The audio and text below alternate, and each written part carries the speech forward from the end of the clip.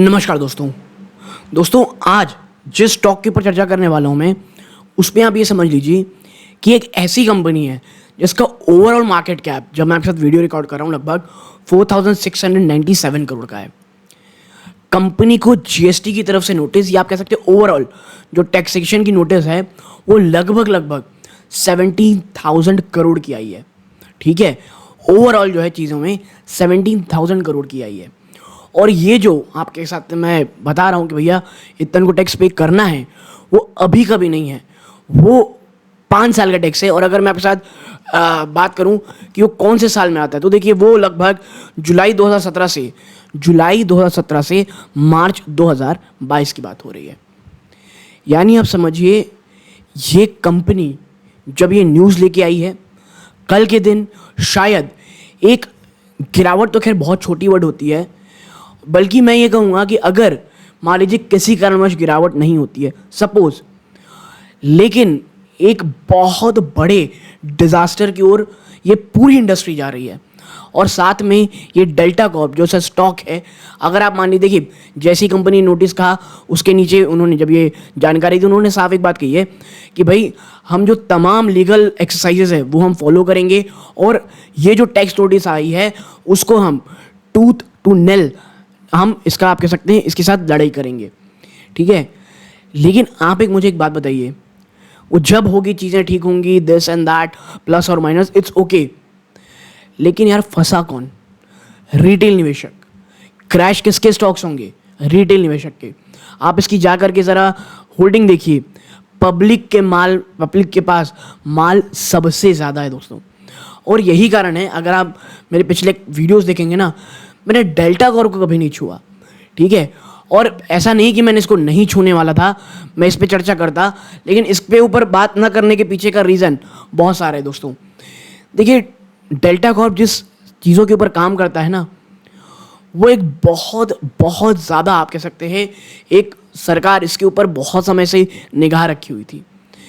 और stock market में पैसा लगाना कितना ज़्यादा आप कह सकते हैं रिस्की एक समय में हो सकता है, उसका सीधा साधा एग्जांपल ये स्टॉक है जो आपके सामने मैं चर्चा कर रहा हूँ दोस्तों। देखिए आप कैसे आप ऐसी कंपनी और जिस आप कह सकते हैं जिस विजन में ये कंपनी बात कह रही है ना कि हमको टैक्स चाहिए, डिपार्टमेंट कह रहा है 3,000 करोड़ के आसपास की उसकी ओवरऑल रेवेन्यू रही है उस पूरे पीरियड में। ठीक है, ओवरऑल की बात कर रहा हूँ मैं। तो भाई कहाँ से 17,000 करोड़ का टैक्सेशन बनता है? और ऐसा नहीं है कि सुबह उठी होगी और कह सकते डिपार्टमेंट दे दिया होगा, नहीं भाई, उन्होंने कुछ कैलकुलेट किया होगा, उन्होंने भी कुछ चीज़ें निकाली होंगी और उन्होंने उनको नोटिस भेज दिया। But at the end of the day problem किसको हुई? देखिए कंपनी को जो प्रॉब्लम होगी ये आने वाले समय में होगी, और शायद वो उस प्रॉब्लम से निकल भी जाए अगर कुछ चीज़ें कंपनी फॉलो करती या केस जीत जाती है। बट यहाँ चर्चा वो नहीं है। मेरे को टेलीकॉम का एक आप कह सकते हैं, आपको याद होगा घोटाला, टेलीकॉम घोटाला हुआ था जहाँ पे कई कंपनियां क्रैश हुई थी। ठीक है, लेकिन आखिरी में प्रॉब्लम किसको होती है? आम आदमी को। सत्यम का घोटाला हुआ, चीज़ें ठीक हुई भैया, टेक महिंद्रा ने उस कंपनी को खरीद लिया, but at the end of the day problem किसको हुई? आम आदमी को। आप मुझे बताइए ये जो चीज़ें हैं कल जिन हमको देखने को मिलेगा तो सबसे ज़्यादा प्रॉब्लम में कौन जाएगा? भाई साहब आम आदमी जाएगा। देखिए जो टैक्सेशन है इसमें कहा गया है कि सिक्किम में जो इनका कसिनो है प्लस क्रूज़ में जो चीज़ें होती हैं और भी 1-2 चीज़ें, ये तमाम चीज़ों को मिला करके इनको ये टैक्स पे करना है। बट आप कितने लेट हो गए हो सबमिट करने में? ठीक है, बट ठीक है, मैं लेट हो गई उसको उतना नहीं कहता। भारत एक बहुत बड़ा देश है भाई और बहुत ज़्यादा काम रहता है हर एक डिपार्टमेंट को, तो ठीक है वो लेट हुए इट्स ओके। ऊपर नीचे चीज़ें चलती भाई, उनको भी काम करने रहते हैं, उनको भी 50 काम रहते हैं। बट प्रॉब्लम ये है ना दोस्तों कि ये जब आया है तो प्रॉब्लम किसको हुई है? और देखिए रिटेल निवेशक हमेशा फंसता है। और डेल्टा कॉर्प में कई बार ना मेरे साथ भी बात होती थी माफ़ कीजिएगा कि भाई डेल्टा कॉर्प में वीडियो बनाए, डेल्टा कॉर्प खरीदे कि नहीं खरीदे। और यकीन मानिए डेल्टा कॉर्प को कई बार खरीदने का मेरा मन भी हुआ। डिस्क्लोजर के रूप में मैं आपको दे दूं कि मैं या मेरी फैमिली मेम्बर डेल्टा कॉर्प में इन्वेस्टेड नहीं है दोस्तों। जी हाँ, जब मैं आपके साथ रिकॉर्ड कर रहा हूँ वीडियो, डेल्टा कॉर्प में बिल्कुल भी निवेशित नहीं है। लेकिन देखिए इसका मतलब ये नहीं कि कंपनी खराब थी, जी नहीं, बिल्कुल नहीं, कंपनी खराब नहीं थी, बल्कि आप कहेंगे कि ये जो प्रॉब्लम थी, ये जो आपके साथ जिस सेक्टर से ये आता है, ये बहुत ज़्यादा वॉलेटाइल था। और मेरे जो रिस्क असेसमेंट रहता है, रिस्क रिवॉर्ड में, मुझे अक्सर ये बहुत ज़्यादा रिस्की लगता था। और देखिए, ऊपर में ख़रीदने का तो सवाल ही नहीं उठता है। जब ये 200 के ऊपर आसपास जाने लग गया था, जिन्होंने भी लाइव सेशन में कई बार इसका सवाल आया था, मैं हमेशा कहता था भैया देखो, अगर लेने का मन होगा और एक हाई रिस्क स्टॉक है ये, तो 150 180 के आसपास बीच में जब आता है, अक्सर याद रहता है, वहाँ लेते रहिएगा। बट 200 के ऊपर यार मुझे कोई तुक नहीं लगता था।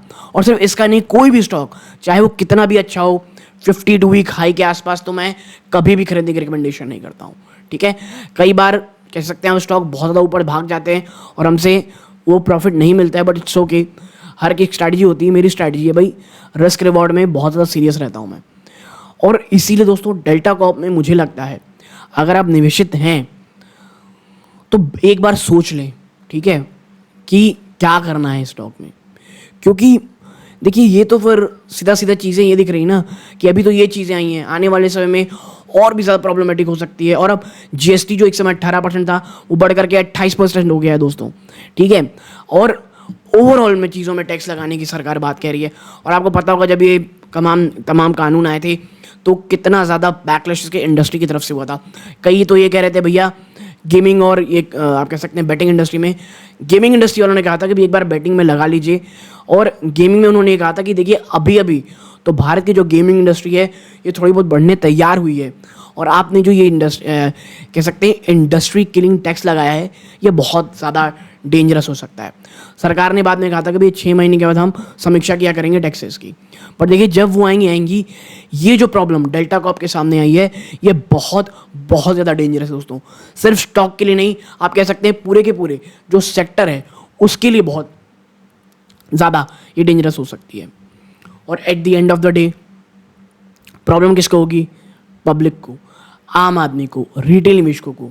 ठीक है, और अभी जो 180 के आसपास ट्रेड कर रहा था, उस समय कई रिटेल निवेशकों ने इस पर एंट्री की हुई है। जी हाँ, ऊपरी स्तर से जब ये गिरावट हुई है 180 के आसपास, वापस ये होवर अराउंड कर रहा है और बहुत सारे निवेशकों ने अपना पैसा इसमें लगाया होगा दोस्तों, डेल्टा कॉर्प में। ठीक है, देखिए अगर आप इतिहास में देखेंगे तो कई स्टॉक ऐसे गिरे हैं, वो उठ भी गए हैं। आपको सबसे रिसेंट केस था आरबीएल बैंक का, जब उसके नंबर्स आए ना, उसको इस तरह बात कर दी गई कि स्टॉक खत्म हो जाएगा। स्टॉक 100 रुपये के भी नीचे गया था, आज आपको पता है 232 में ट्रेड कर रहा है। 1 सवा साल हुए मेरे ख्याल से मुश्किल से।